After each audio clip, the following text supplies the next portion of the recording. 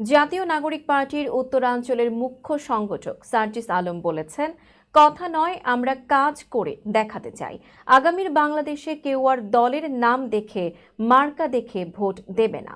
আজ সোমবার দুপুরে সৈয়দপুর বিমানবন্দরে নেমে ব্যান্ড পার্টি সহ গাড়িবহর নিয়ে পঞ্চগড়ে যান সার্জিস।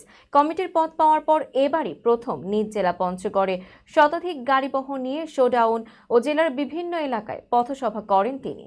দেবীগঞ্জ উপজেলা সদরের বিজয় চত্বরে পথসভায় সার্জিস আলম বলেন, আগামীতে বাংলাদেশে কেউ আর দলের নাম দেখে, মার্কা দেখে ভোট দেবে না।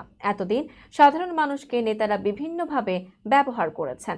ভোটের আগের দিন যান আর কিছু টাকা ধরিয়ে দেন, আর ভোটের পরে যে কোনো কাজের জন্য গেলে আগে টাকার জন্য হাত পেতে থাকেন।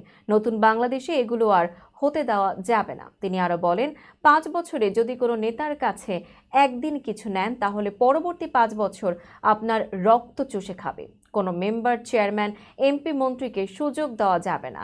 আমি আপনাদের সন্তান উল্লেখ করে সার্জিস বলেন, আমরা ভুল করলে শুধরে দেবেন, আর কোনো দলের অন্ধভক্ত হবেন না। অন্ধভক্ত হলে আপনার মূল্য কেউ দেবে না।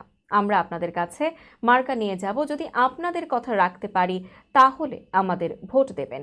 এ সময় আঞ্চলিক ভাষায় তিনি বলেন, হামার সংগঠন থাকি তোমার বাড়ি যামো, পন্থালাপা ভর্তা দিয়া খামো, আর দেশটাক উন্নয়ন করির জন্য গল্প করিমো।